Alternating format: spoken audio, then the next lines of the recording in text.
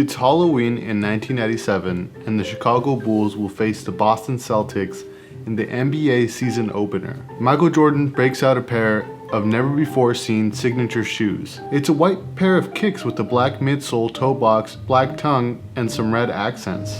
Unfortunately for the Bulls, they lost to the Celtics. But Jordan flexed in his new signature sneakers that night with a remarkable stat line of 30 points, 6 rebounds, and 4 assists. A month prior, the sneaker was unveiled to the press during an Air Jordan conference that not only debuted the new Jordan sneaker, but also the launch of Jordan Brand as its own business entity. After signing an endorsement deal with Nike in 1984, and while becoming the greatest basketball player of all time, MJ had the most revered line of signature footwear in the world. Jordan's own brand was projected to yield more than $225 million in sales in the first year alone.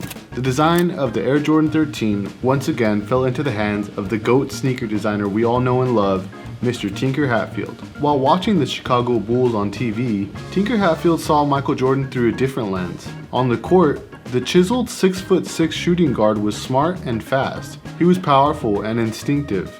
He could conserve his energy like no other on the basketball court, and at the right time and right moment, he'd attack his prey like a panther, a black cat. Tinker wasted no time getting to work on a design sketch for the sneaker. The first sketch of the 13 is dated September 11th, 1995, and it only includes 2 small drawings of the sneaker, as most of the space on the page is taken up by Tinker's notes. The notes are actually pretty hilarious, and I'm going to read some of them out loud right now. It says, Warner Brothers movie. I think they might have been thinking about putting this shoe in Space Jam maybe, because this was designed in 95. Better shaped than ever. Proliferation of wild shoe designs. Fila copies of number 11. So I guess it's a swipe at Fila. B-Ball needs a classy spokesperson wearing a classy shoe instead of a crazy shoe. On the left you'll see it says simple pattern. Designed to fit, engineered to perform, and designed for basketball elegance. It's super cool. I urge you guys to just Google Jordan 13 Tinker Hatfield sketches and look at these. It's amazing to see. Once he developed the black cat or panther concept, Tinker employed it throughout the entire structure of the design, while taking into account the point at which Jordan was in his career and the elements he needed in a shoe to reinforce his reign. Out of retirement, Jordan won back-to-back championships in 1996 and 97, and he was hungry for that second three-peat of his career. The other teams knew this and defended him harder than ever before. Jordan took beatings every night, but preserving his speed and physicality was crucial if he wanted to win another championship. Here's the original presentation board that Tinker showed to Michael Jordan back in 1996. When he saw the board and heard me mention the words Black Cat, he stopped me. He just stopped me dead and said, "How did you know?" I'm like, "How did I know what?"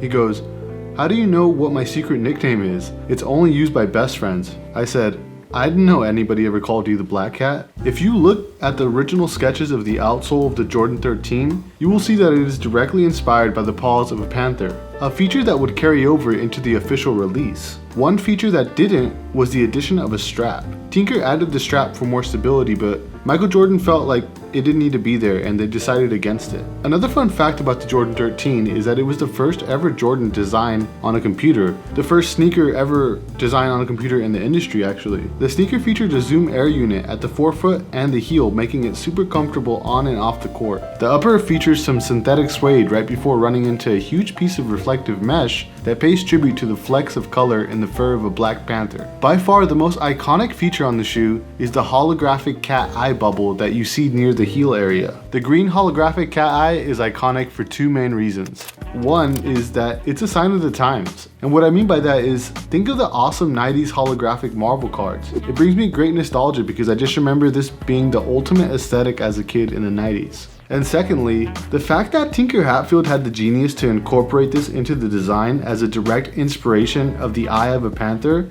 is just next level, man. That's gotta be the coolest thing I've ever seen on a basketball shoe, is that holographic cat eye. Let me know what you think in the comments down below, and if you're enjoying this video, why not give it a like? The Air Jordan 13 was used in the Spike Lee movie He Got Game, which featured a young Ray Allen and Denzel Washington. Everyone knows Spike Lee has a long-standing relationship with Air Jordan, so the product placement in the film was natural and perfectly executed. The film came out months after the official release of the Jordan 13, but it still added to the excitement for the new Air Jordan sneaker. This video is sponsored by Hefe Lux. More than 8 years have passed since boost return technology hit the market. And let's be real guys, it's one of the most comfortable, if not the most comfortable cushioning technology available today. We all know quality control has been an issue for some brands lately, and along with QC going down, most modern releases come with a default flimsy insole. If you're anything like me, comfortability is the deal breaker when it comes to the sneakers I want to wear for the day. No matter how dope a sneaker is in my collection, I'll literally avoid wearing it if it's not comfortable. That was of course before I tried Hillhurst, literally boost technology in any sneakers you own. Grab yourself a pair and cure yourself of the anxieties around wearing your uncomfortable Jordan 1s for long periods at a time. Go to heffelux.com and don't forget to use the promo code Nacho at checkout for a 15% discount on us. Alright guys, back to the video. Michael Jordan is CEO Jordan.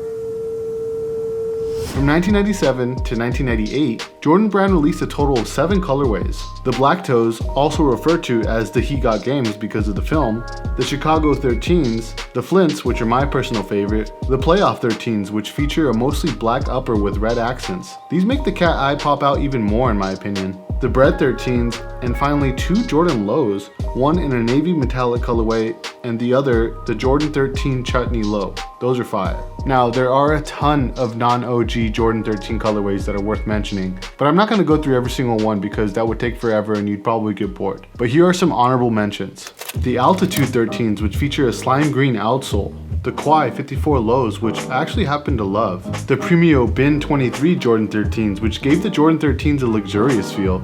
And of course, the Black Cat 13s. Oh, and we can't leave out the inevitable Ray Allen PE 13s. He was one of the first athletes officially endorsed by Jordan Brand, and he was also featured in the He Got Game film after all, so it made sense for them to give him a PE. For much of the 97-98 season, MJ would rock the Jordan 13, and he won the 1996 championship wearing the Jordan 11s, and then in 1997, he won again in a pair of Jordan 12s. So it would only make sense that he would win his 6th and final championship in a pair of 13s, right? Well, not quite.